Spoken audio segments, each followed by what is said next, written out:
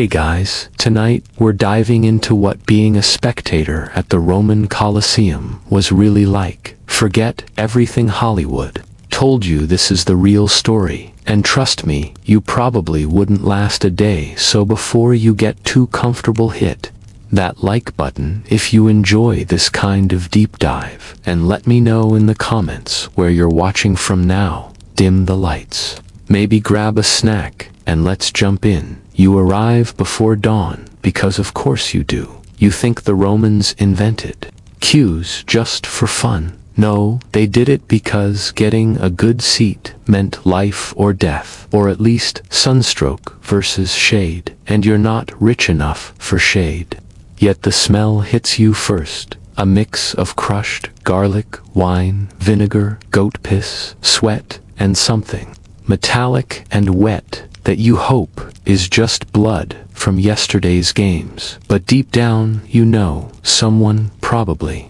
already puked before sunrise, and the vomit is now a historical layer on the travertine steps. Congratulations, you are now part of the archaeology. Anyway, you squeeze through the arch marked with your number, because the Romans numbered entrances and exits, and you thought modern stadiums invented organization. But no, they just copied it from people who also crucified folks for jaywalking, or maybe just for laughs. Your seat is hard, and so are the elbows of the fish sauce vendor next to you, who is already drunk and screaming about someone named Spiculus, who apparently is the gladiator version of a celebrity chef crossed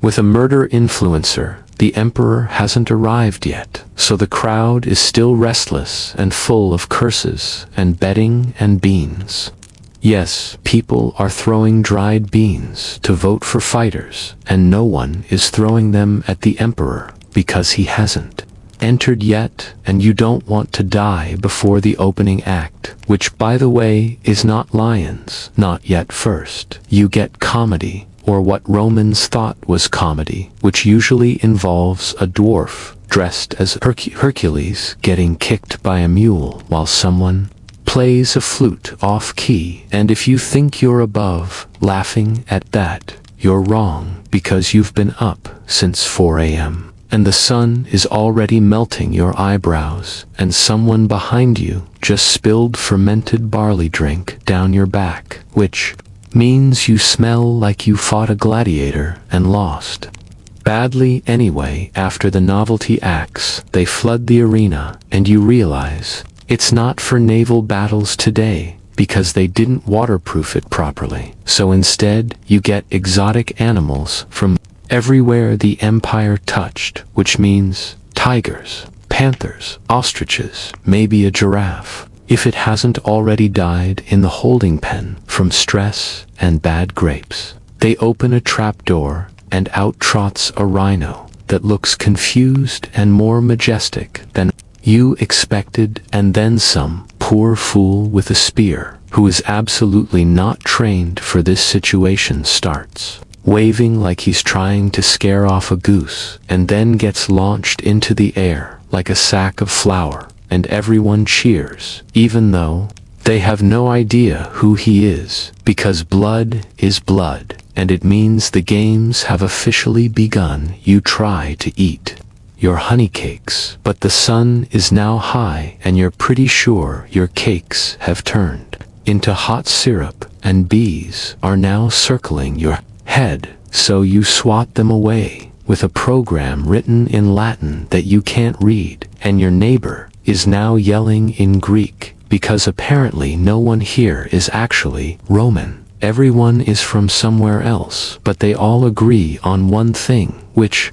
is that watching men stab each other in a sandpit is the pinnacle of civilization. By midday, the real fights begin, and the sun is directly above you, and the shade cloth, known as the velarium, is supposed to be pulled across, but either the sailors who operated are drunk, or bribed, or both. So you just sit there, sweating out your will to live, while two heavily armored Murmelos square off, and you can hear the metal scraping the sand, kicking up the crowd chanting one name, then the other. Like a football match, except the halftime show is someone dying, and there's no snack line, unless you count the guys selling sausages that may or may not have been cooked this morning, but who cares? You eat one anyway and instantly regret it, but you're too afraid to vomit, because people around you will throw bones at you and shout shame,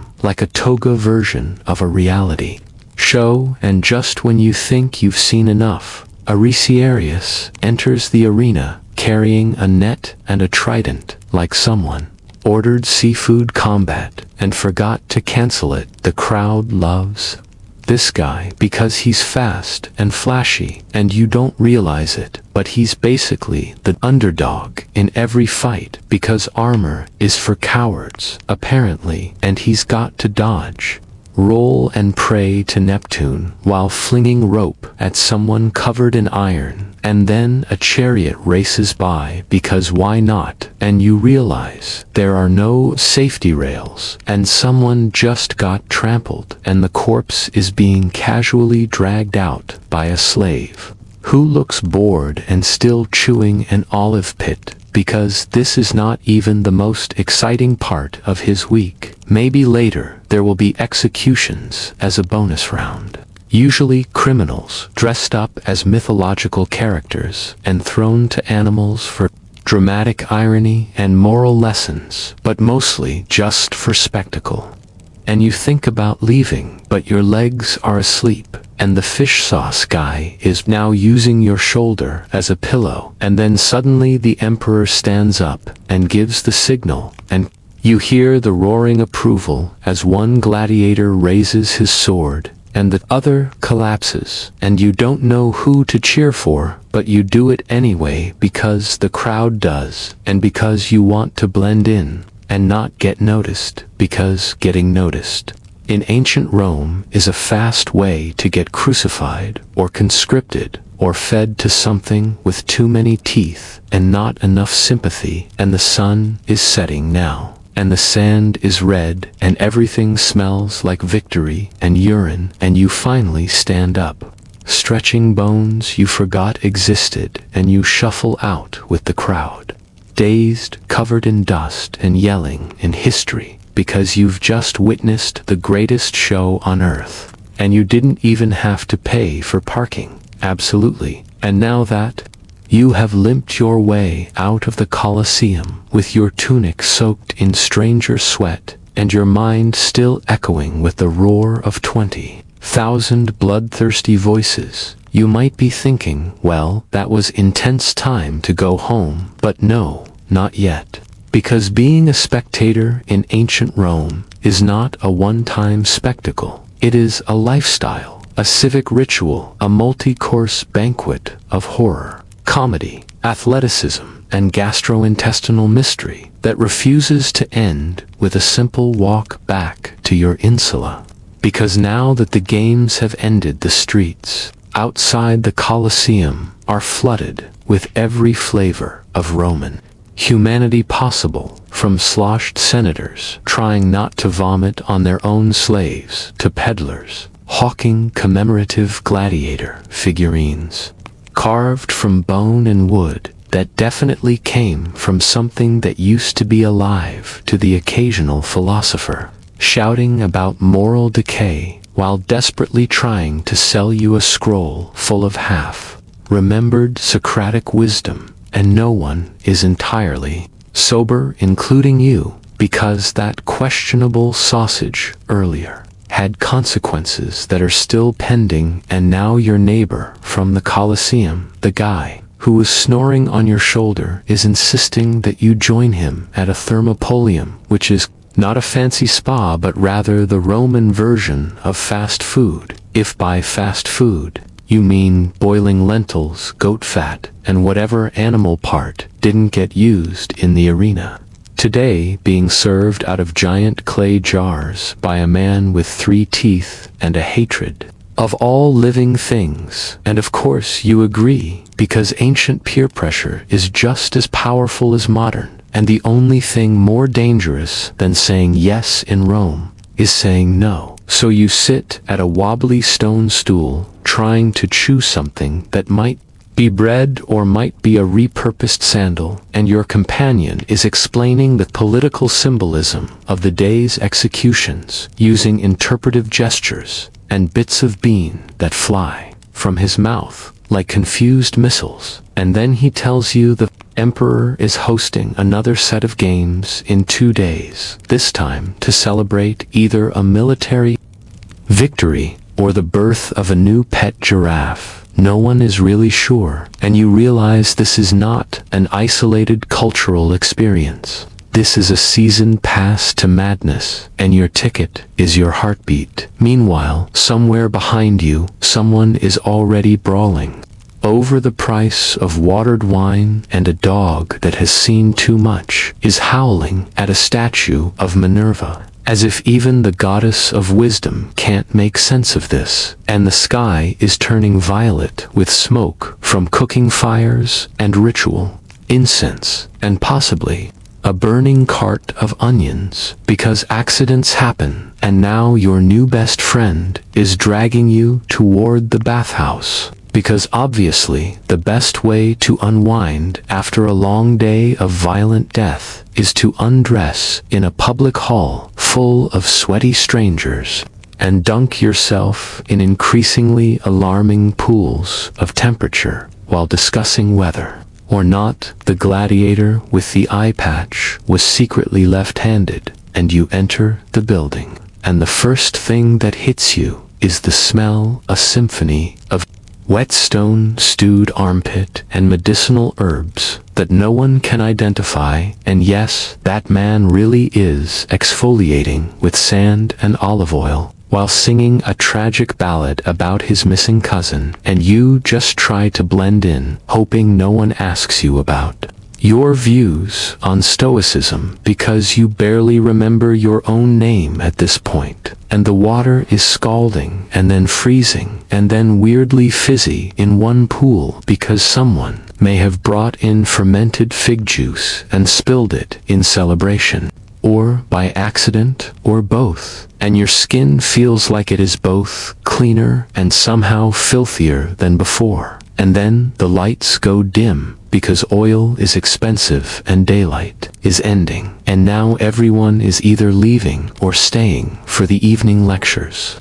which involve some minor nobleman trying to explain why Cicero was misunderstood, while 3 teenagers in tunics throw pomegranate seeds at his sandals. And honestly, you would rather be back in the arena. At least there you knew what the rules were, but out here in the post-game haze of Roman nightlife, the rules are made of wax and ego and can be changed mid-sentence by someone with more slaves than you have socks. And now you are back outside again, the city buzzing like an overcooked beehive, lit by flickering torches and the occasional house fire in the distance that no one is rushing to put out, because honestly, everyone is too tired, and the next day is just going to bring more of the same. And your feet are blistered, and your ears are ringing, and your brain is full of questions, like how did that one guy tame a leopard with just a spoon? And why does everyone in this city walk like they're auditioning for a marble statue? And who do you talk to if you think you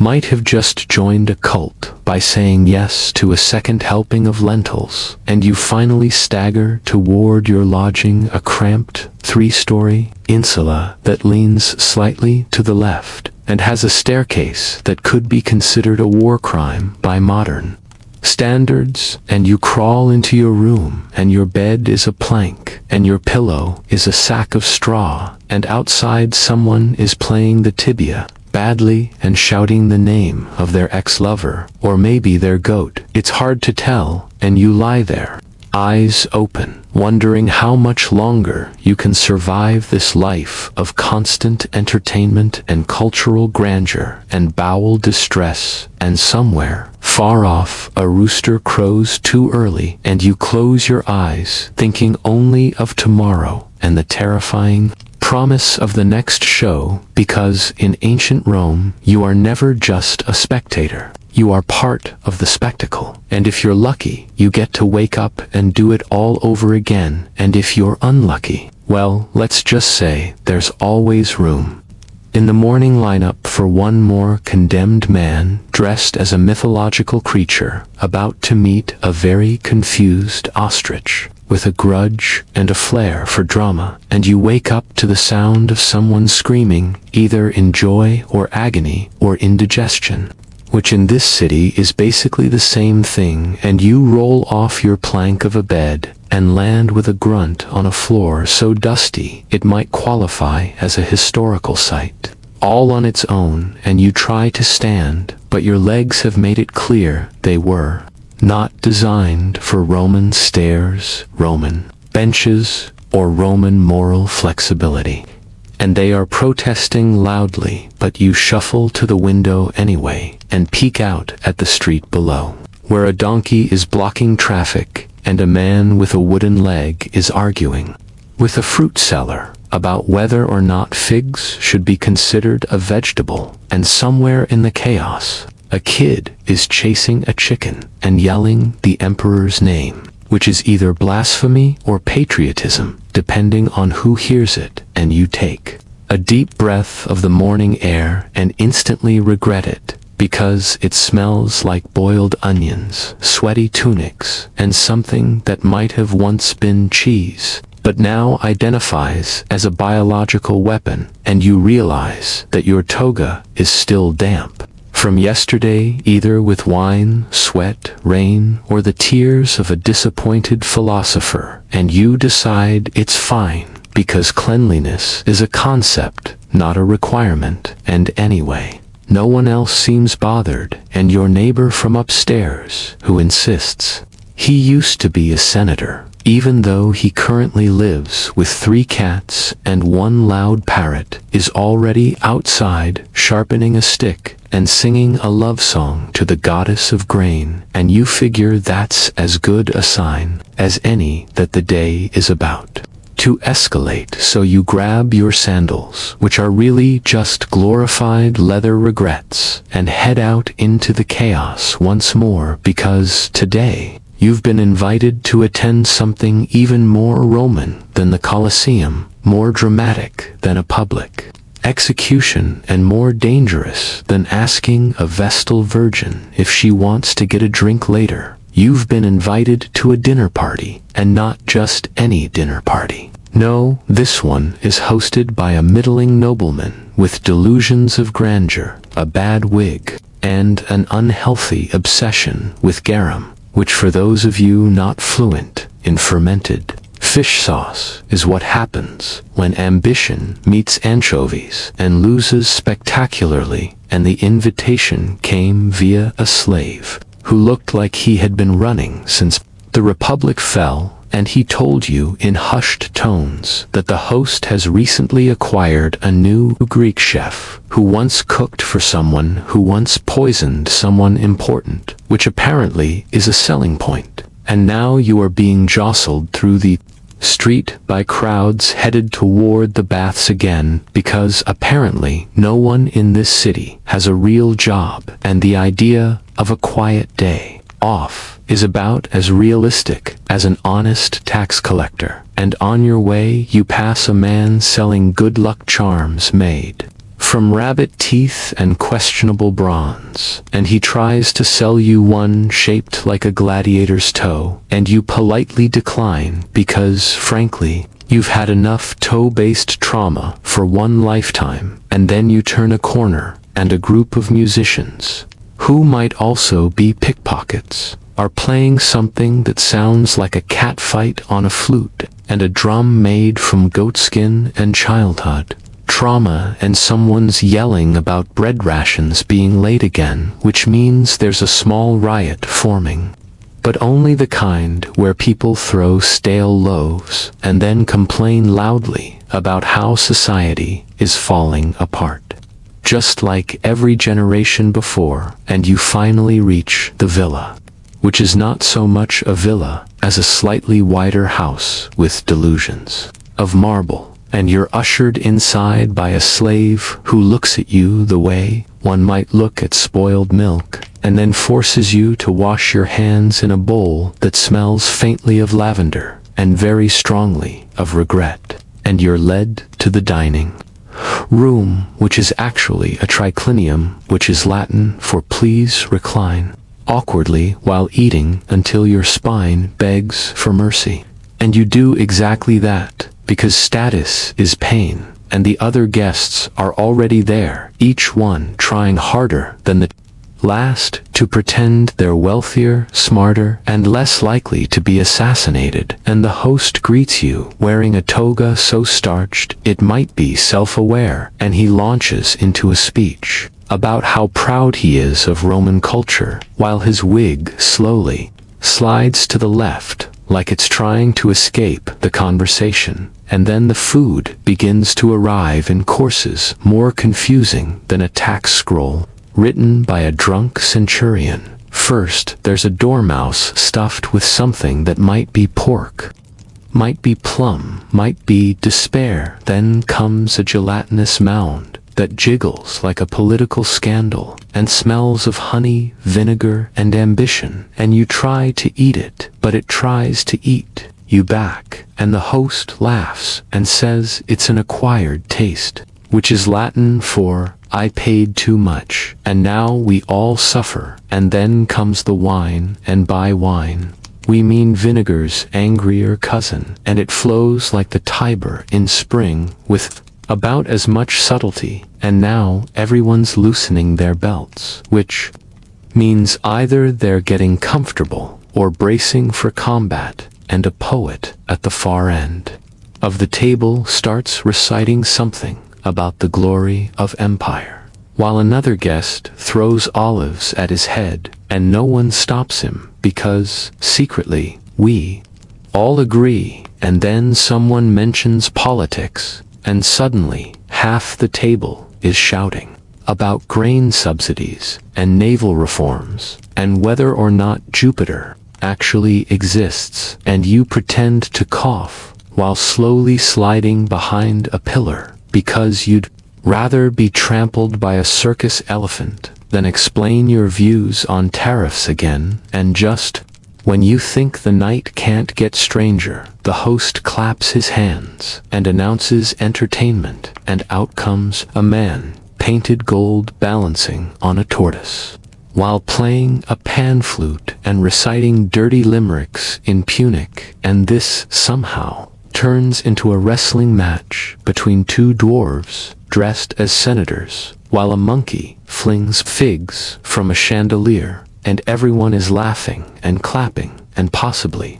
crying, and you wonder if you're hallucinating or if this is just what dinner is now, and the host is beaming like he's Caesar himself, and you're too afraid to ask what dessert is, but it turns out to be a pyramid of honey cakes shaped like the 7 hills of Rome, and you try one, and it's so sweet your teeth file for divorce. And by now the night is deep, and the oil lamps are flickering, and someone's passed out in the ornamental fish pond, and a woman in a peacock feather cape is reciting bad horoscopes to a potted plant, and you decide that yes, this has been enough culture for one day, and you slip out while no one is watching except the household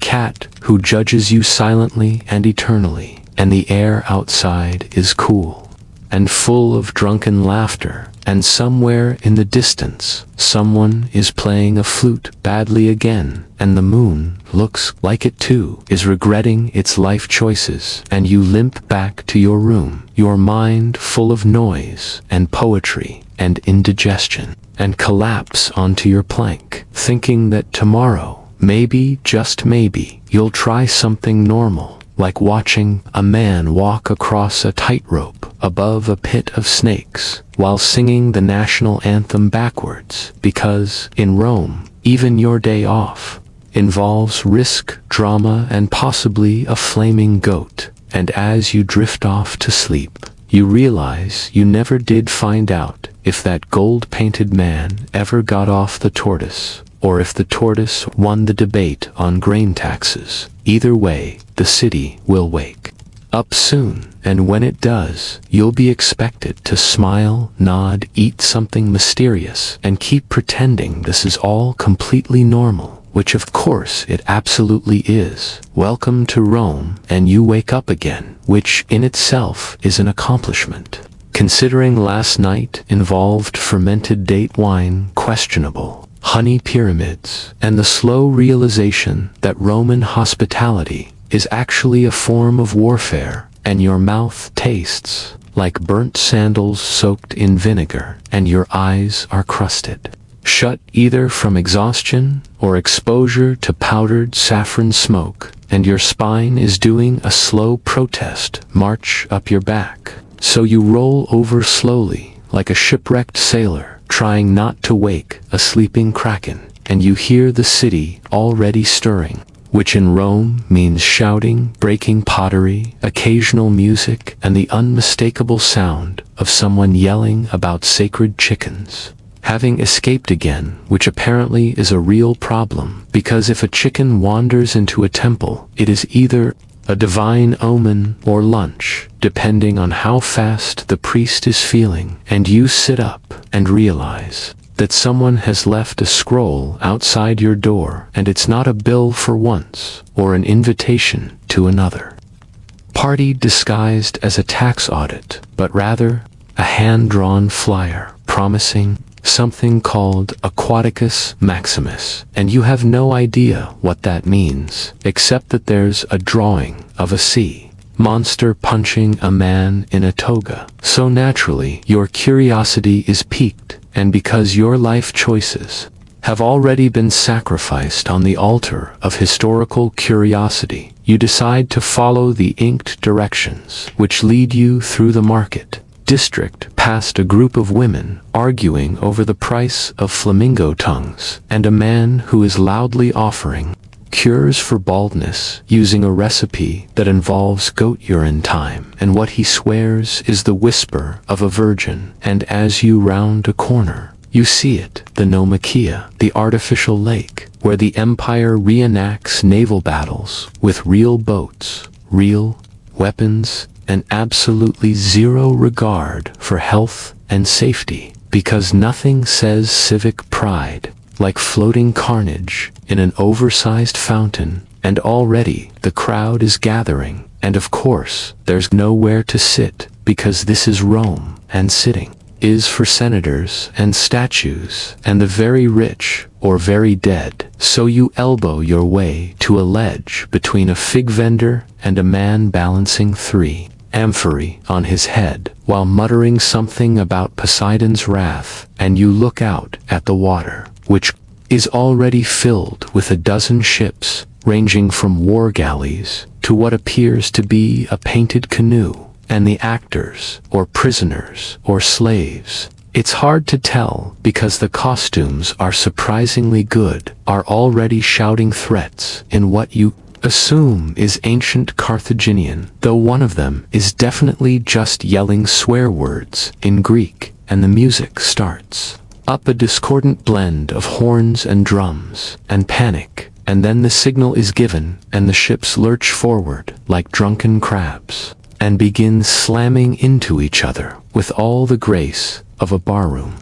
Brawl on water, and spears are flying, and nets are being thrown, and someone is on fire, which seems both impressive and concerning, and the crowd is roaring with approval, and you are ducking because a severed oar has just launched into the audience like a wooden javelin of destiny, and someone is already taking bets on who will drown first, and a woman behind you is explaining to her child that this is why we respect the navy, and the fig vendor is now using a dead fish to gesture about strategy, and the water is turning red and frothy, and the emperor hasn't even arrived yet, because, of course he hasn't. He's still getting massaged with swan fat and recited poetry about his own greatness. But that doesn't stop the entertainment, because Rome doesn't need permission for chaos, and suddenly a trap door in the lake opens and out rises something that may be a mechanical kraken,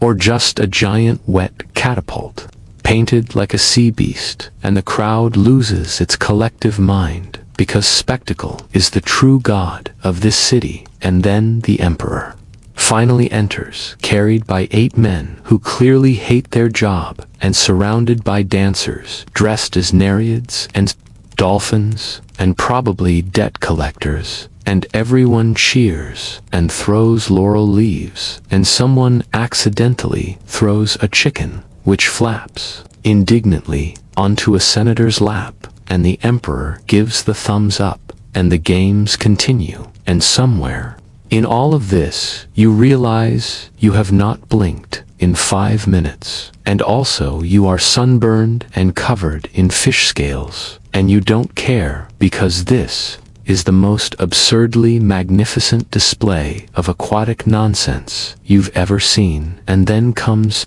the finale, which involves 2 ships colliding in the center of the lake, while one of them is set ablaze, and the other is struck by a giant painted rock that drops from a crane shaped like a sea god's fist, and the crowd is screaming and laughing and crying and eating walnuts all at once, and someone's playing a flute again, but this time it's in tune, and somehow that's the most surreal part of all. And as the sun starts to set, the emperor gives a final wave, and the crowd slowly begins to disperse like ants who've just witnessed a thunderstorm in the form of an opera, and you stagger away from the lake dazed, wet, slightly bleeding, and humming a song about naval supremacy that you're pretty sure is just the imperial anthem with different lyrics. And you stop at a stall selling wine that tastes like betrayal and licorice, and drink it anyway, because your standards left around the time the mechanical kraken winked at the audience, and now the sky is orange and pink, and the air smells like fire and olives, and you realize you've lost a sandal but gained a fishbone in your tunic, and someone offers you a ride in a cart drawn by 2 mules dressed as dolphins. And you decline but admire the commitment, and then you pass a group of children reenacting the battle using buckets and angry cats and a makeshift craft made from stolen amphora lids, and you salute them because that's the future of Rome, right? They're feral, creative, and entirely unsupervised, and you make it back to your insula, just as a neighbor is locking his door with a curse and a chicken under one arm, possibly the same one from earlier, and you collapse into your room, still reeking of adventure and possibly haddock, and you lie back staring at the ceiling and whisper to yourself that maybe tomorrow will be quiet. And you instantly regret that thought, because this is Rome, and the last time someone wished for a peaceful day, a volcano exploded. So instead, you close your eyes and let the memories of the day swirl in your mind: fire and water, music and madness, emperors and entertainers, and the absolutely inescapable certainty that you will be dragged to another absurd event, by fate, by friend, or by the guy downstairs who thinks he's the reincarnation of Julius Caesar and wants to prove it, by organizing a chariot race down the main road with actual pigs and a hired bard on stilts to narrate, and you know you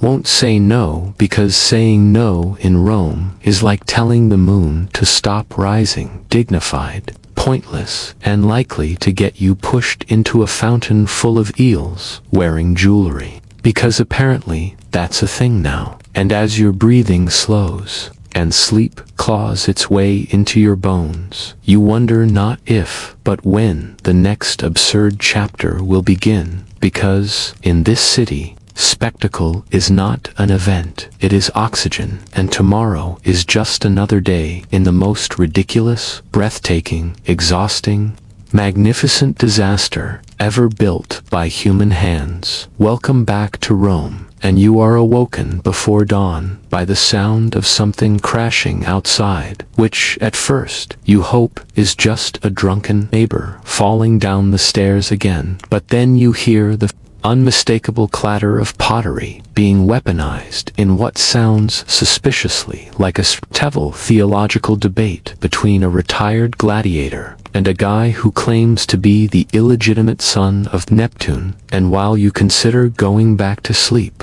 and pretending you didn't hear any of that, your ceiling has started to vibrate slightly from the force of the argument. So you sit up and rub your eyes and remember that you live in the greatest city in the world, by which of course you mean the greatest concentration of bad decisions, built on a swamp and maintained entirely through passive aggression and aqueducts, and your back cracks like ancient marble as you rise from the wooden board that pretends to be your bed, and you shuffle to the window to find that the street has once again transformed into a festival of chaos, this time apparently celebrating the arrival of some provincial delegation from a place whose name you can't pronounce, but whose people seem to believe that playing drums shaped like goats and riding ostriches is a valid diplomatic maneuver, and already a small crowd has formed, half in awe, half in confusion, and a small but determined man in an ill-fitting toga is selling souvenirs, he insists, are blessed by the emperor's personal barber, which is absolutely not true, but business is booming anyway, because hope is the strongest currency in Rome. And just when you think the morning can't get any stranger, a man dressed as a lizard wearing laurels on his head rides past on a donkey, screaming about the end of days, and no one even blinks, because, honestly, that's just a Tuesday, and you duck back inside to change into something that doesn't smell like brine, and panic because today you have been summoned to the Circus Maximus, and unlike the Colosseum, which is mostly about creative murder, the circus is about speed, spectacle, horse droppings, and the overwhelming scent of communal enthusiasm, and possibly crushed dreams. And as you make your way across the city, navigating through crowds, street performers, olive sellers, and a man holding a sign that says, "Repent, or be turned into a decorative wall mosaic," you begin to hear the roar of the circus long before you see it.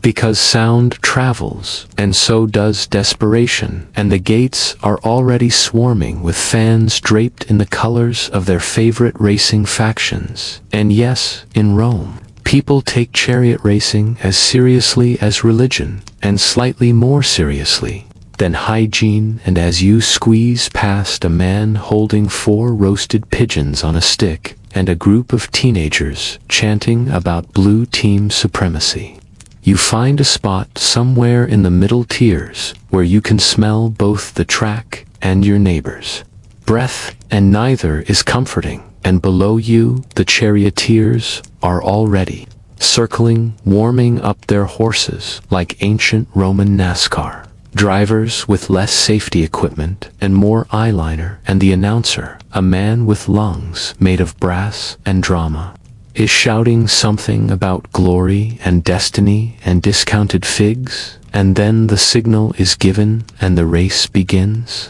And it is not so much a race as a 4-way stampede with whips, dust flying, and the very real possibility of someone being dragged across the finish line by their ankle, while the crowd screams in unison, and the betting slips fly like autumn leaves, and somewhere nearby a woman is fainting, either from the heat or from emotional investment in a horse named Volcano's Wrath. and you are trying to keep track of who's winning, but the blur of motion and the river of sweat cascading down your back are not helping, and someone just threw a cabbage onto the track, which seems excessive and definitely fatal if the driver hits it wrong, but the horses leap over it like they're possessed, and the crowd goes wild. And now there's a collision and a crash, and one charioteer is tumbling through the air in slow motion,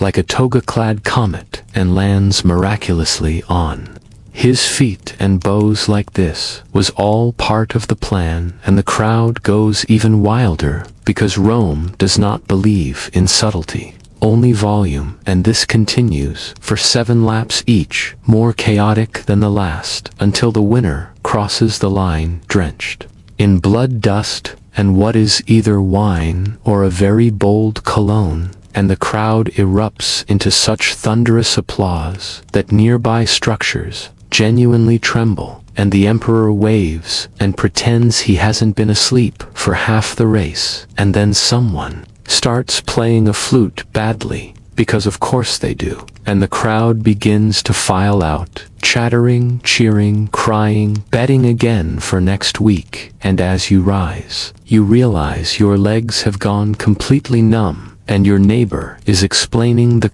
intricacies of chariot maintenance using only hand gestures and bits of sausage, and now you are being swept along with the tide of humanity back into the streets, which are filled with leftover banners, food wrappers, wineskins, and broken dreams, and you find yourself deposited near the forum where politicians are arguing over grain shipments, while a mime in full face paint is pretending to be a drowning senator, and no one seems to mind, and a man selling miracle cures is now shouting about how boiled cabbage can cure infidelity and also foot fungus, and you briefly consider asking for a sample before remembering that the last miracle cure you bought turned out to be moldy cheese disguised as divine wax, and you press on now, headed toward the Subura, the part of town known for its fine balance of charm, crime, and people shouting at invisible gods. And as you arrive, you see that the streets are unusually busy, even for Rome, which means only one thing: someone, somewhere, is throwing a party, and not just any party, but a street banquet, in honor of some obscure god of wine or possibly bad decisions, and the tables are already being dragged into the street, and the musicians have begun tuning their instruments, using mostly guesswork and aggressive optimism, and someone hands you a goblet without asking, and you drink it without questioning, because that's the law, and soon you are seated between a man dressed as Hercules and a woman who claims to be married to a statue, and the food begins to arrive in waves, and the music picks up, and now there is dancing and laughter and shouting, and a man balancing a jug on his head while juggling torches, and you are clapping along and possibly weeping and definitely eating something that once had feathers, and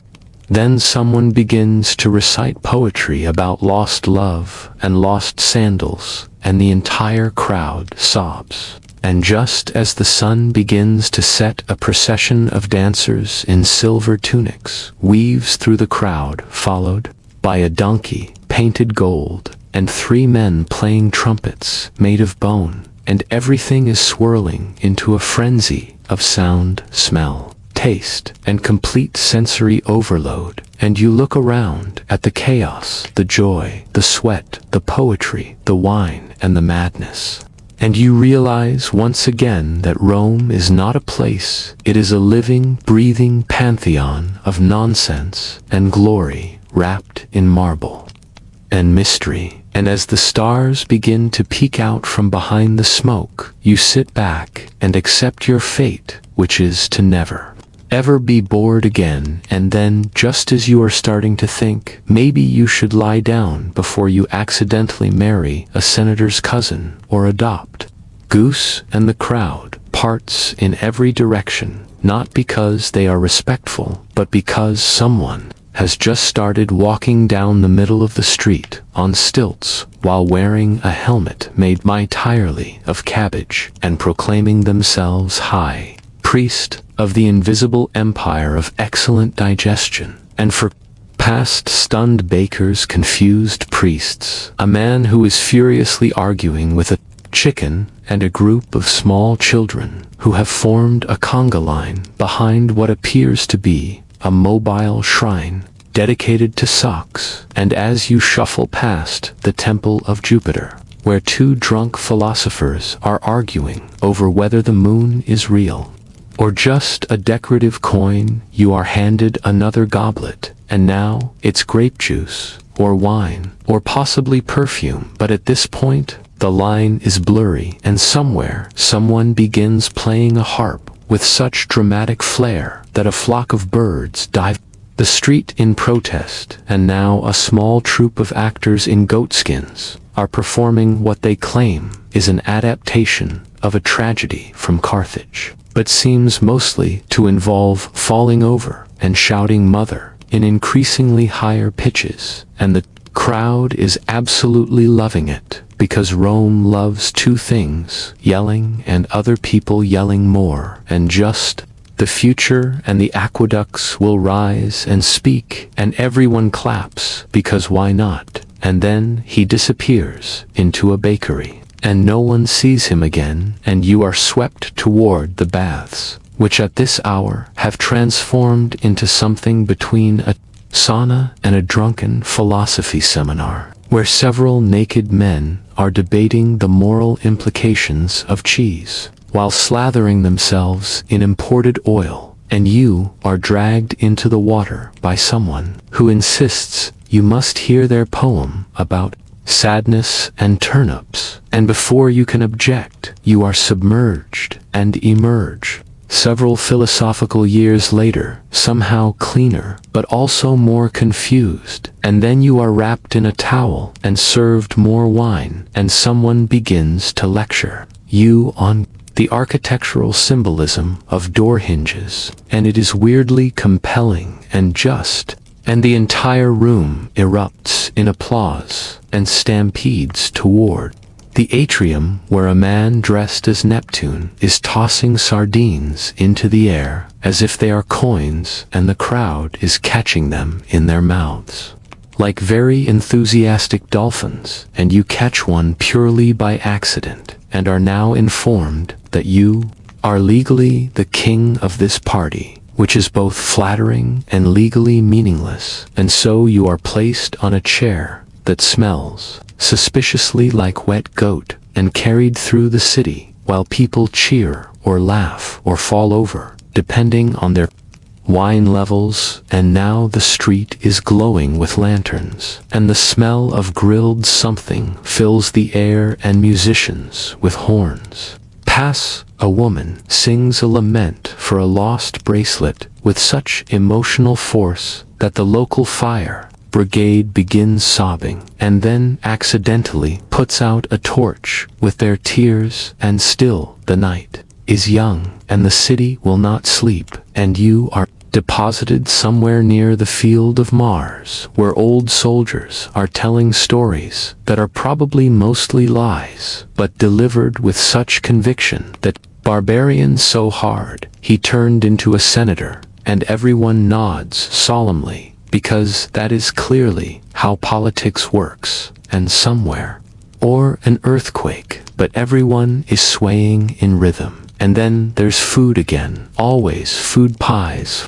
Eat it anyway, because culinary identity is a lie. And now people are dancing around a statue of Minerva, dressed as a chicken, and someone hands you a mask and informs you it is the hour of glorious anonymity, which sounds ominous but mostly involves putting on weird costumes and reciting badly translated epics while hopping, and someone is setting off fireballs, which is not allowed, but also somehow encouraged, and the sky flickers between night and low-budget lightning. and your toes are vibrating in sync with a flute solo being played by a man balancing upside down on a barrel. And now someone is painting faces with berry juice and telling fortunes using anchovy bones, and you are told you will marry rich or possibly get eaten by wolves, and you nod because both seem equally plausible at this point. And now the crowd has gathered around a storyteller who is whispering so softly that everyone leans in, and someone sneezes and 50 people fall over, and a chain of apologies circles the block, and you find yourself lying on a pillow beside a man who claims to be the reincarnation of Romulus. The best moment of the day, until someone taps your shoulder and hands you a scroll covered in glitter and says, "Congratulations," and you open it to find it blank, and then the man disappears into the shadows, and someone shouts, "The chickens have escaped," and then everyone runs, because apparently they were sacred chickens, and now they are everywhere, flapping, squawking, demanding vengeance, and someone yells, "Down at a city in motion, in madness, in joy, in smoke, in song," and you wonder again how any of this functions, and realize it doesn't, not really, it just persists, because that is what Rome does. It outlasts, it outshouts, it outparties, and as dawn begins to leak over the rooftops, like embarrassed candlelight, the last trumpet sounds, and you are still not sure. Home through a city that is already sweeping away the evidence of its nightly transformation, where bakers are stoking fires, and cats are reclaiming their sidewalks, and a child is sleeping inside a fruit basket. Like marble never felt more like a throne, and you whisper to the ceiling, "I survived another Roman day," and the ceiling, what being a spectator at the Roman Colosseum was actually like. Forget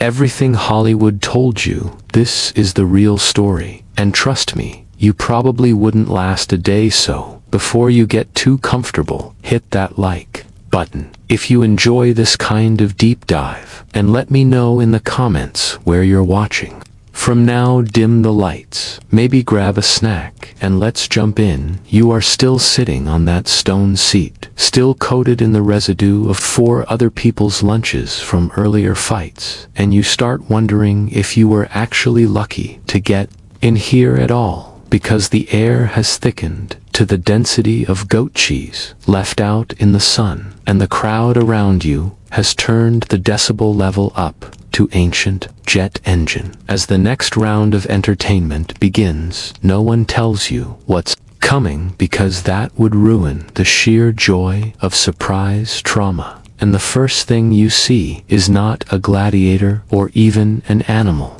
supposed to be the myth of Jason and the Argonauts, except instead of golden fleece, by the real lions waiting in cages just out of sight. The lions look bored, like they've seen this skit before, and honestly same, but the crowd is into it, maybe because they can tell someone is about to die in a way that involves both irony and a misfiring catapult. And you glance around, realizing the senators in their fancy shaded seats are getting grapes fed to them, while a child behind you is selling what might be fermented turnip juice for assessors and some loose gravel. Meanwhile, a man wearing nothing but a wolf pelt and a very suspicious smile is yelling something about vengeance for Carthage, and you briefly consider whether you are hallucinating, or if this is just what Saturdays look like in ancient Rome. Then a trumpet sounds, off-key, of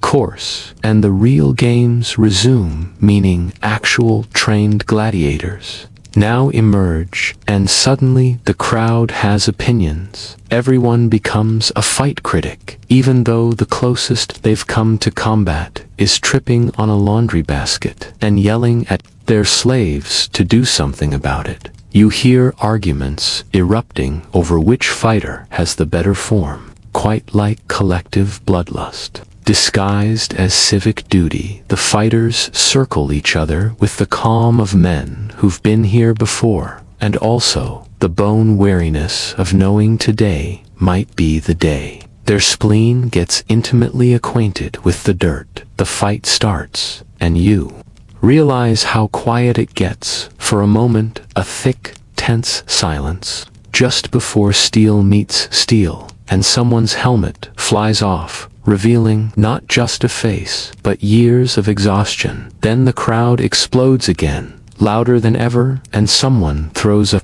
chicken leg onto the sand for luck, or disrespect, or both. And now the fighters are locked in a rhythm so precise it feels choreographed. But you know it isn't, because one of them just missed a block and caught a blade to the thigh, and that was definitely not in the script. Blood sprays like bad red wine, and people cheer like it's harvest season, and you're sitting there wondering how many of these people are genuinely entertained versus just trying not to feel the crushing weight of their own mediocrity. Then the downed fighter is given the signal. He holds up his hand, the emperor waves his thumb, and the crowd weighs in like a deranged jury, yelling, "Kill him," or "Let him go," or something in between that mostly sounds like goat noises, and eventually the verdict is mercy today apparently, and the man is dragged off to be patched up with wine vinegar and bad stitches, and maybe live to bleed another day. At this point, the sun has shifted enough to turn the sand into a blinding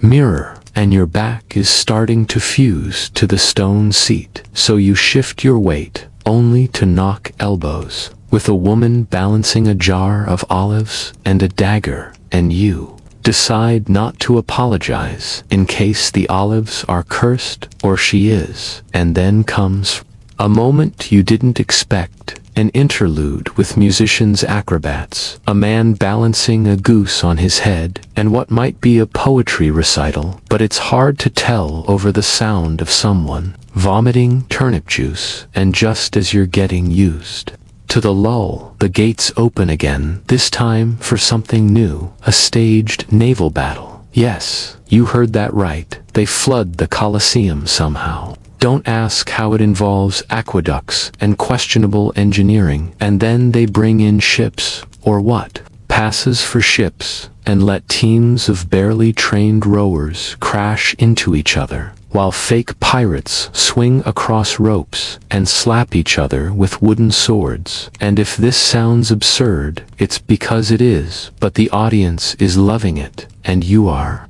too, if only because it means no more dismemberments for 5 whole minutes. But eventually, the water drains. The corpses are discreetly removed, and the final act begins, the grande finale, which involves a gladiator battle royale, meaning everyone who hasn't died yet is shoved into the arena together for one last. And as the dust rises and the screams mix with music and the shadows stretch across the arena floor, you realize you've just witnessed something horrifying, awe-inspiring, and deeply human, and also that your butt is permanently numb, and you might need to see someone about that later. But for now, the games are over. The crowd is leaving, and you are left with the echo of it all. The roar, the blood, the absurdity, the poetry of violence dressed as sport, and the fact that, despite everything, you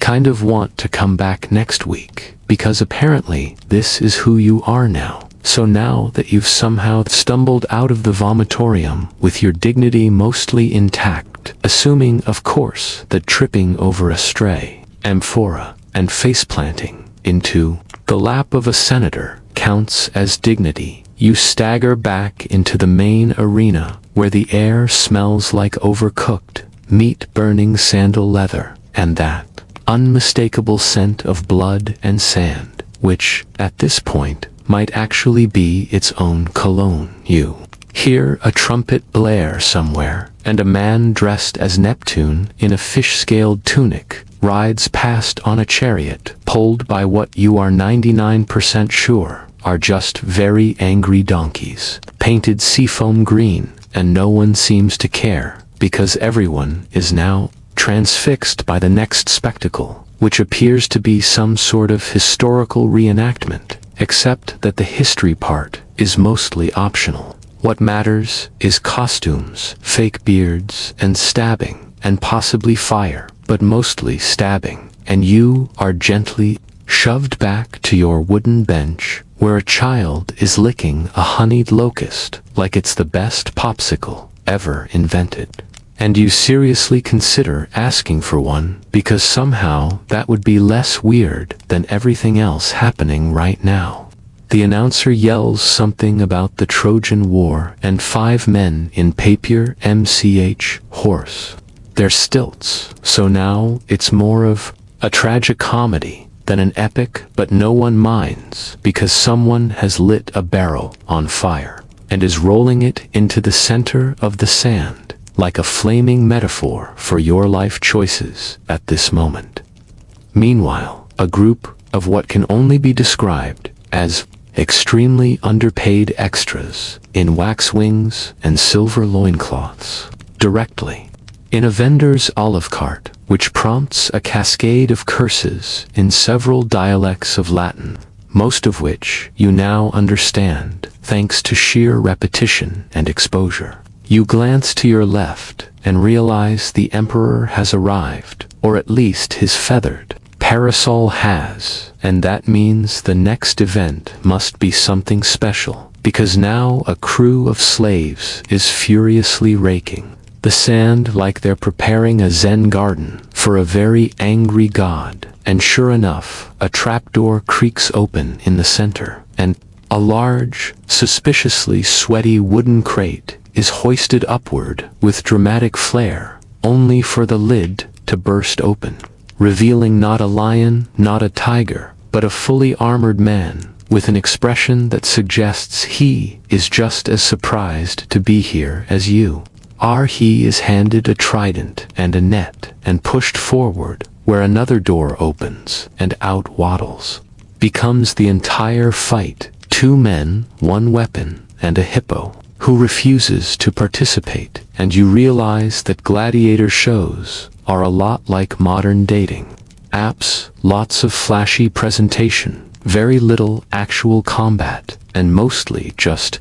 everyone pretending to enjoy themselves until it's over after 10 minutes of strategic poking and dramatic posing. The hippo decides to wander off stage, and everyone claps, because why not? And the victor waves half-heartedly, then vomits into his helmet, which is perhaps the most honest part of the day so far, and you try to stretch your legs, only to realize you are now fused to the bench by equal parts sweat, fig, syrup, and despair. And before you can pry yourself loose, a booming voice calls for volunteers, and suddenly you are being lifted by your armpits by 2 men dressed as mythical heroes, except their tunics are clearly made of tablecloths, and one of them smells like fermented cabbage. You are escorted into a preparation chamber, where an elderly man is applying bear fat to a very nervous teenager, and a goat is chewing on a scroll, and you are handed a wooden sword and told to act natural. Which is a lot to ask, considering your entire toga is currently tucked into your belt, and your sandals are on the wrong feet. You are herded with a group of other confused civilians into a makeshift ship on wheels, which is then pushed into the arena to simulate a naval battle, but someone forgot to add water, so the ship just grinds painfully over the sand, and every time you swing your sword, it gets stuck in a decorative, or eventually someone yells, "Die," dramatically, and you oblige by toppling overboard and pretending to drown in the sand, which earns polite applause, and a single grape thrown by what you think might be your former seat neighbor, now that you are officially a veteran of the games. You are released with a commemorative wooden spoon and a voucher for half off at the public baths, which is both a reward and a warning, because those baths are the only thing standing between you and permanent crust status. And you take one last look at the arena, now littered with costumes, broken props, and one extremely confused chicken, and you wonder not for the first time how anyone thought this was normal entertainment. Then you remember that your other option was dying in a lead pipe factory, and you realize maybe this was the better deal. At least here you got to pretend to be heroic for 15 minutes and eat questionable dates from a vendor named Marcus, who claimed to be descended from Achilles, though judging by his unibrow, you suspect it was more likely from a disgruntled goat anyway. You shuffle out with the crowd, half deaf from trumpets and still tasting ash in your mouth, and as the gates close behind you, you are met with the sound of street vendors hawking dice games and children running barefoot through sewage, and the distant shout of a woman berating a guard for stealing her husband's sandals. And somewhere in the chaos, you find yourself weirdly nostalgic for the chaos of the arena, because outside the walls of the Colosseum life is still just as messy, just with fewer decorative tridents, and you consider writing a poem about the experience, but instead you trip over a wine jug and decide to go find that bath voucher before your armpits ferment into something legally considered a sauce. And as you limp toward the nearest steam cloud, you hear someone shout that tomorrow's event will feature a man wrestling 3 ostriches in a barrel of butter, and you make a solemn vow to return, because some disasters are simply too beautiful to miss. So, after a night spent marinating in lukewarm, communal bathwater flavored with the tears of tired slaves, melted beeswax, and what may have been fermented leek extract, you emerge into the Roman morning, which smells mostly of boiled fish, burnt bread, and the kind of smoke that strongly implies someone tried to cook a boot and failed badly. Your toga is now only slightly damp and clings to your body like a judgmental X, and your sandals are missing. But you find a mismatched pair left near a bench, and you adopt them as your own with the quiet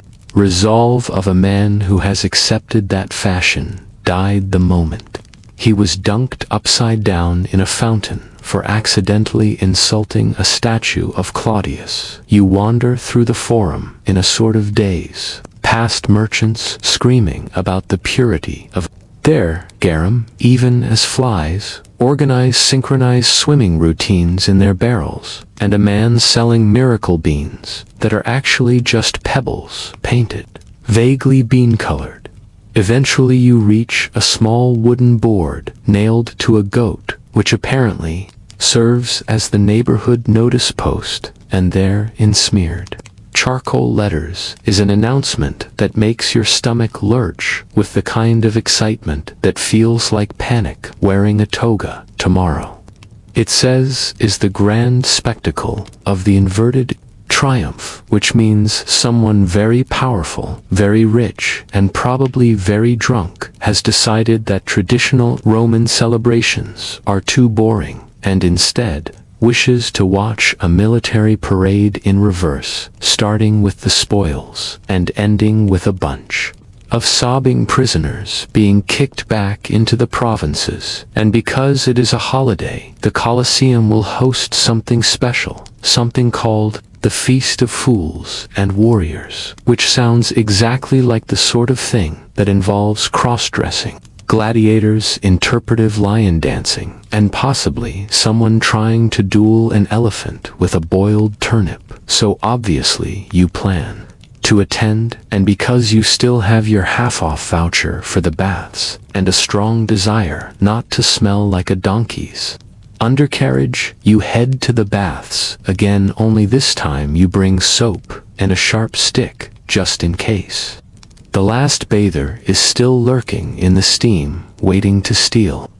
someone's belt buckle as you approach the changing room. A small child offers to watch your sandals for a fee. You decline, and he vanishes, muttering something about rookie mistakes. And sure enough, when you come out, your sandals are gone again, and replaced with 2 roasted chestnuts and a very small frog, which might be compensation or a curse, depending on how your day goes. You squelch back toward the Colosseum, barefoot through a puddle that feels suspiciously warm, and arrive just in time to hear the opening fanfare, which includes a man trying to play a trumpet while being chased by a goose. The crowd is enormous, louder and more chaotic than usual, and as you squeeze into your assigned seat, which smells like regret and stale fig paste, you are handed a program printed on cured pigskin and decorated with drawings that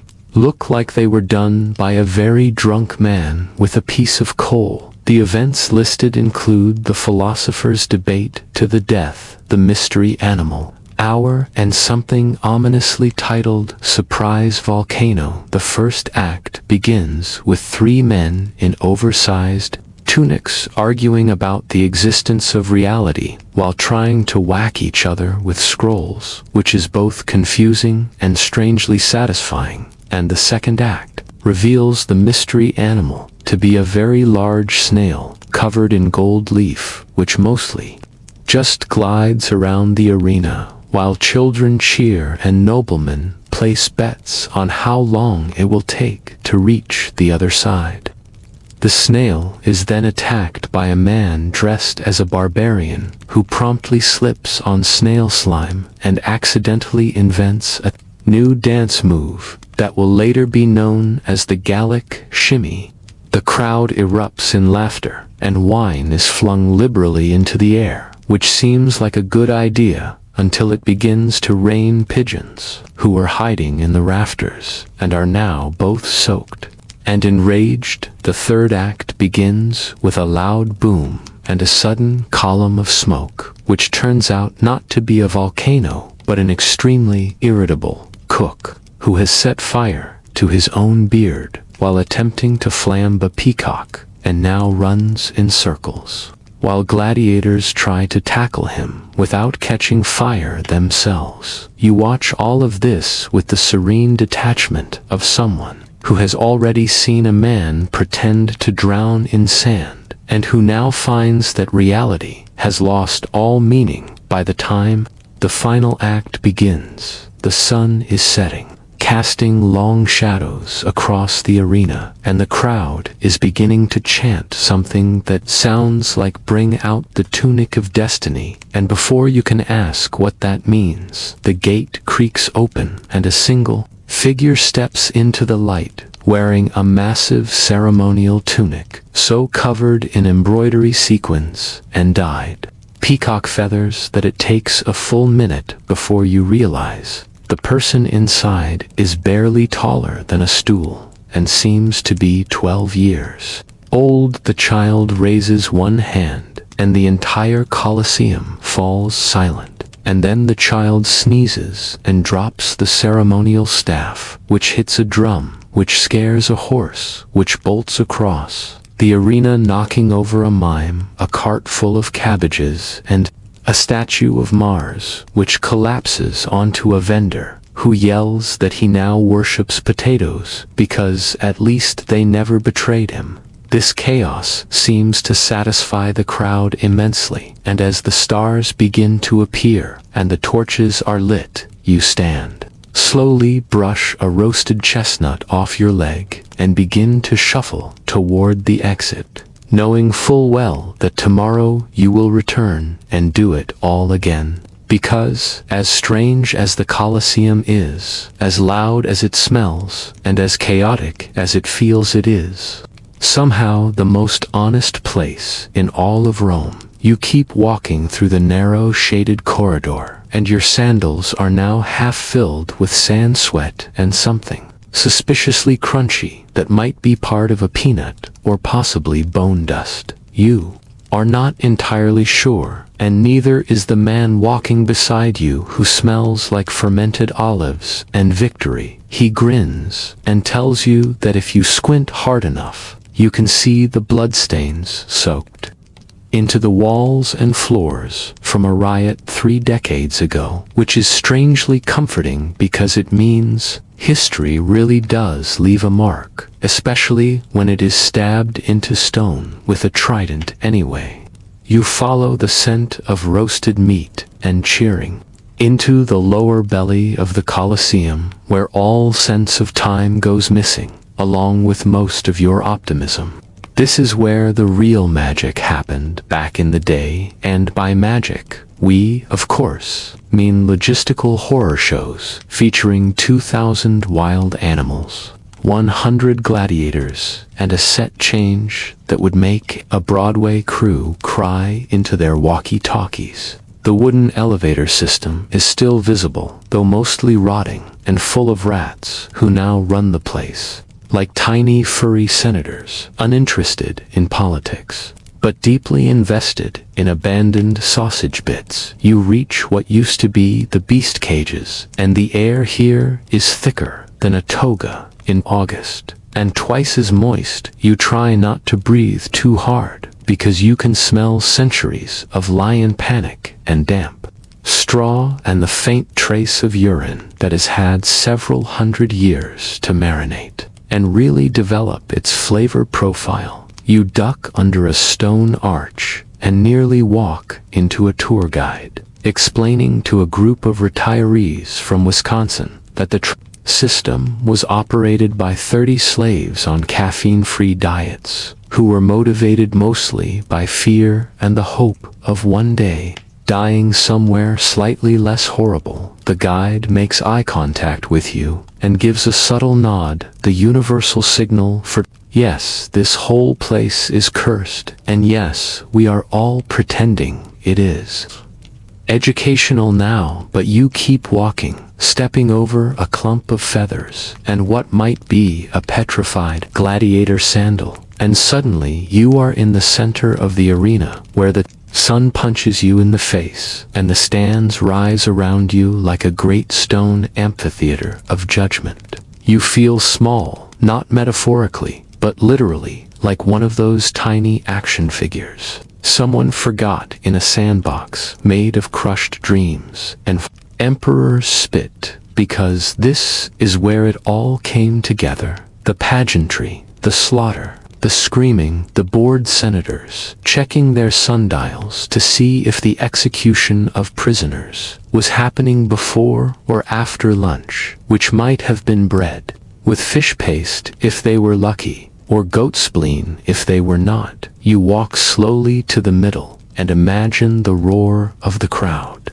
not because you want to, but because your brain is cruel and likes to simulate 50,000 voices screaming for you to disembowel a criminal with poor sword form while juggling a shield and your sanity. You notice the drainage holes at your feet, which served multiple purposes, none of which are pleasant, and try not to think about how many human fluids once gushed through them like an ancient plumbing system for moral ambiguity. Then a breeze hits your face, and for one fleeting moment, you feel what a gladiator might have felt just before the gates opened, a cocktail of adrenaline, regret, and deep existential sighing wrapped in the scent of day-old wine and yesterday's terror stew. You step back and squint at the tiered seating and wonder how many butts once occupied those marble benches, how many gossiping nobles and shrieking spectators and sullen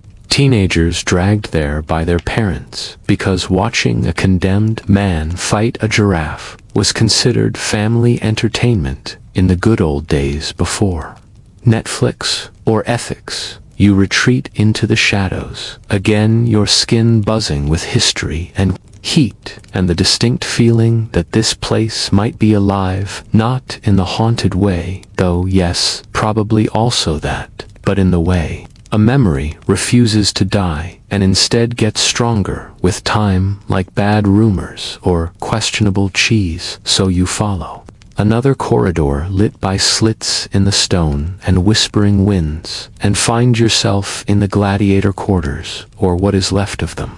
Mostly broken pillars, worn grooves in the floor where men paced or prayed or both, and the faintest echo of someone humming, possibly the ghost of a trainer who once had to explain to a recruit that yes, the sword goes in that direction, and no crying is not a tactic unless you're trying to make the lion feel sorry for you, which never works. By the way, you sit on a stone ledge and imagine being one of them. Broken ankle, poorly healed tooth, chipped from yesterday's sparring match, and nothing ahead but combat the cheers of strangers and the off chance a senator might sponsor you into semi-retirement, which still involved fighting but with better meals and fewer hyenas. You wonder if they ever looked up at the stands and saw someone watching just for the blood, just for the thrill, and whether they hated them or envied them or both, because being safe and entertained was a kind of power, and being down here was anything. But then a bell rings somewhere, and you realize it is just a phone alarm from the guy in cargo shorts who wandered too far from his tour group and is now arguing with his wife over whether they have time to visit the catacombs. Later you stand, brush off the dust, and make your way out through the labyrinth of ruins, sun slicing through the dust motes like lazy daggers, and the city humming faintly beyond the ancient walls, reminding you that the world outside is still full of noise and taxes and weird, flavored gelato. But in this crumbling monument to spectacle and suffering, you can still hear the echo of sandals, the clink of armor, the hollow thud of a body hitting sand, and the faint rustle of history settling in for another night of restless sleep. And so just when you thought the Colosseum could not possibly surprise you any further, what with all the damp togas, the experimental fish-based cuisine,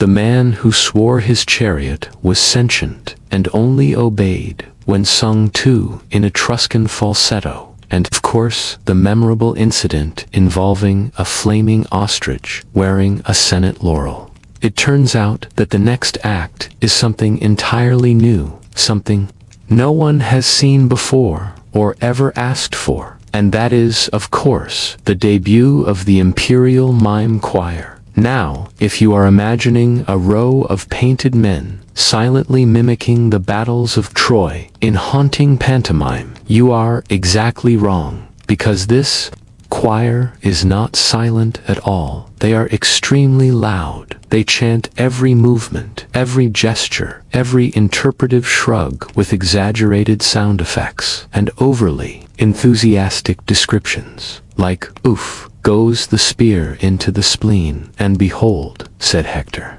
as he dramatically collapsed like a breadstick left out in the rain. And this continues for hours, with no apparent plot arc, while the crowd mostly weeps and the emperor claps along in some kind of wine-soaked trance, and nearby a man tries to sell boiled eel kebabs shaped like miniature lions, because marketing is everything. But the mime choir is not to be upstaged. They have spent weeks rehearsing a finale that involves a papier MCH, Trojan horse, a life-size puppet army, and at least 3 very confused goats. And just when the audience begins to file out, hoping to reclaim what remains of their sanity, a second act begins without warning, this time featuring interpretive dance meant to represent the fall of Carthage as told from the perspective of the elephants, who, to their credit, seem to be portrayed with surprising emotional depth, including one memorable moment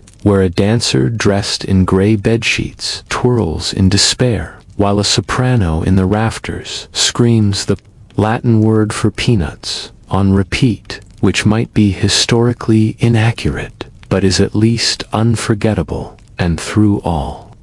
of this, you sit quietly in your seat, knowing what may or may not be a chicken leg, watching Rome entertain itself with a kind of deranged confidence that can only come from ruling the world and being deeply bored by it, and you realize that this is not simply a show, this is therapy for an empire. This is how the powerful exercise their existential dread by throwing mimes, lions, and interpretive dance at it. Stretch across the blood-streaked sand, you notice that no one is leaving. No one can quite tear themselves away from the chaos because there is something deeply addictive about the absurdity.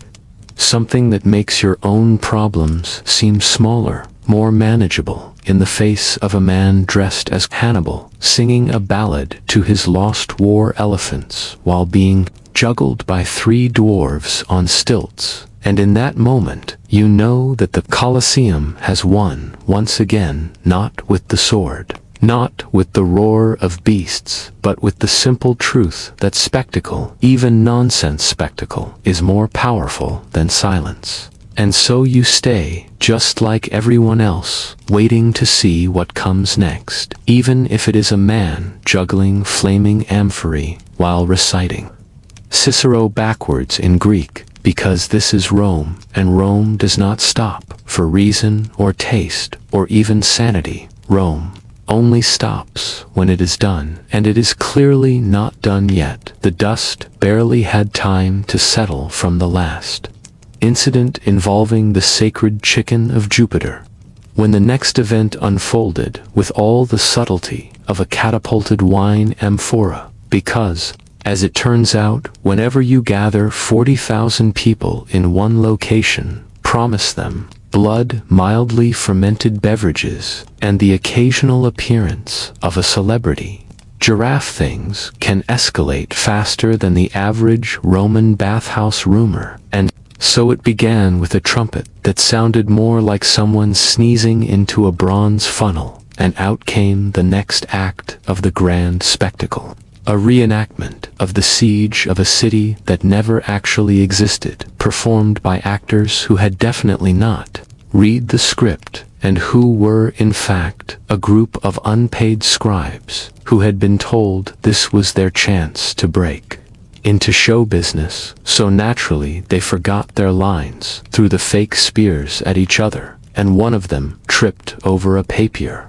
mâche tower, which collapsed in slow motion onto a sleeping lion who woke up with the resigned expression of someone who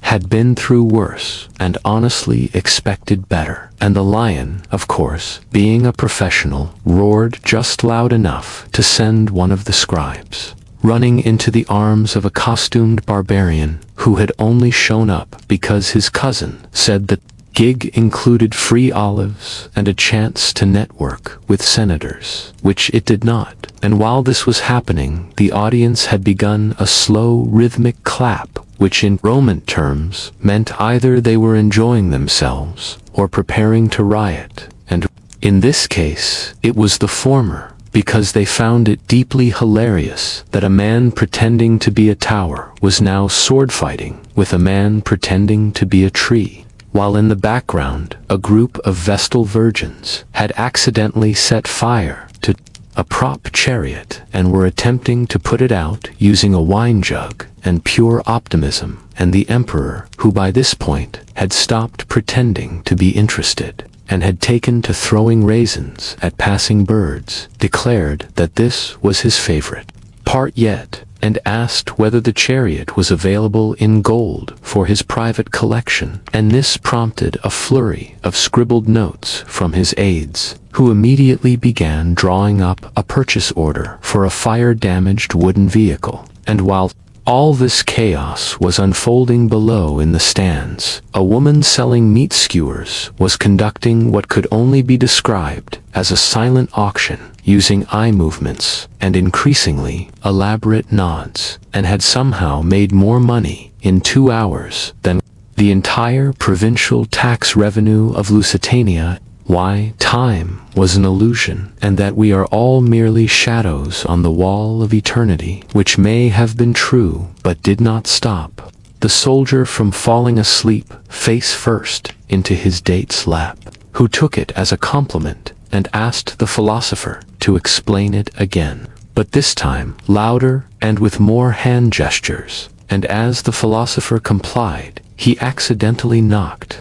over a bowl of lentils which rolled down 5 rows and into the lap of a senator who had already spilled his wine and was now in a mood so foul he began composing a strongly worded complaint to the gods themselves, using the blood of a fig and a spare napkin, and this displeasure was noticed by a nearby augur, who interpreted the senator's facial twitch as a sign that a great flood was coming, and immediately ran off to warn the priests, who were too busy betting on whether the next gladiator would vomit before or after entering the arena, and this uncertainty was shared by the gladiator himself, a man of great height and questionable hygiene, whose armor smelled faintly of goat, and whose only goal in life was to survive long enough to retire and open a small bakery in the suburbs, which was an ambition shared by the man. He was fighting a slightly shorter but equally odoriferous individual, who carried a trident with all the confidence of someone who once speared a fish and never stopped talking about it, and the 2 men locked eyes, nodded in mutual existential dread, and agreed, silently, through a series of subtle grunts, to make this look good but avoid any real damage, because neither of them wanted to spend another week drinking barley water through a straw, and so they performed a dance of near misses and dramatic falls, occasionally pausing to wave at children or flex in the direction of senators who might sponsor their retirement, and the crowd cheered, not because of the artistry, but because a stray helmet had landed in the lap of a man known for his terrible poetry, and they hoped this would silence him. And while all this unfolded, high above in a secret chamber behind the emperor's box, a group of accountants were arguing over the correct number of lions allowed per quarter hour, and whether or not juggling geese should be taxed as a performance or an agricultural demonstration. And in the midst of this argument, one of them had an epiphany about compound interest, which he wrote down immediately, and accidentally started the Roman banking industry. And all this was entirely unnoticed by the man in charge of the waterworks, who had fallen into a shallow slumber while dreaming of aqueducts shaped like dolphins, and by the time he woke up the flaming papier-mâché tower had been repurposed as a soup stand. The gladiators were sharing olives and gossip, and someone had painted a surprisingly accurate portrait of the emperor using only soot and crushed beetles. And as night fell and the last torch was extinguished, the Colosseum sighed under its own weight, already dreaming of tomorrow's spectacle, and the faint hope that maybe, just maybe, someone would remember to clean up the lion dung before sunrise. So there you are, standing not because you want to, but because at this point, sitting would imply surrender. And if the Romans hated one thing more than betrayal, it was admitting that their knees hurt. So you and the rest of the crowd swayed gently, like olives in the wind, drunk not just on wine, but on the weirdly hypnotic rhythm of synchronized violence below, where yet another group of disgruntled foreigners, who probably once believed the brochure about a better life in Rome, are currently failing to hold a spear correctly and falling dramatically to the delight of an audience who, by now, has seen at least 4 dozen deaths and still somehow believes the next one might be a surprise twist, because nothing feeds the Roman imagination like hopeful delusion, which is how you end up next to a man who insists the lion is actually a metaphor for imperial overstretch, while eating an entire roasted partridge with his hands and then wiping them on the back of a child who is either his or just close enough to claim in court. Meanwhile, the emperor has begun the slow, regal wave that signals either his approval or that his gout is acting up, and everyone should pretend not to notice as a chariot crashes spectacularly into the wooden barrier and flips its driver into the crowd, which erupts not in horror but in polite clapping, because the blood missed them this time, and even the senators squint from the shaded upper tiers, wondering how much longer they have to watch before returning to their true passion, which is arguing about whose ancestors were more. Fictional backstories pile up. Corpses are removed by men who have long since stopped pretending this job is exciting, and somewhere beneath the sand, yet another poorly drawn contract promises freedom to someone who never learned to read, and honestly probably wouldn't believe it even if they could, because the Colosseum has always been less about justice and more about timing and showmanship,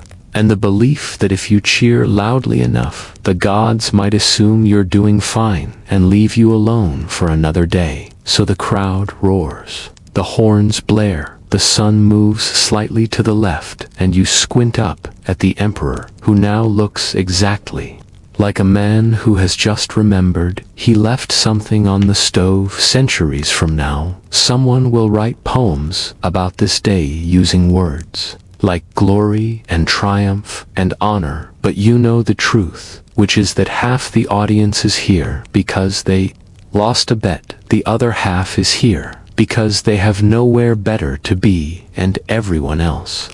just wanted an excuse to scream and forget their taxes for an afternoon. So you let the noise wash over you, let the smell of sweat and blood and roasted chestnuts fuse into something strangely nostalgic, and as another group of soon-to-be forgotten warriors is herded into the arena, you wonder how many people it takes to keep a dream this bloody alive, and whether the dream was ever theirs to begin with, or just a very long pause between screams. And then you smile, not because it's funny, but because what else is there to do? And the crowd begins to chant something ancient and probably stolen from the Greeks, and the drums beat like a slow heart, and the sun finally dips low enough to throw your shadow all the way across the sand, like some kind of witness, or maybe just a shape waiting to be filled. Good night.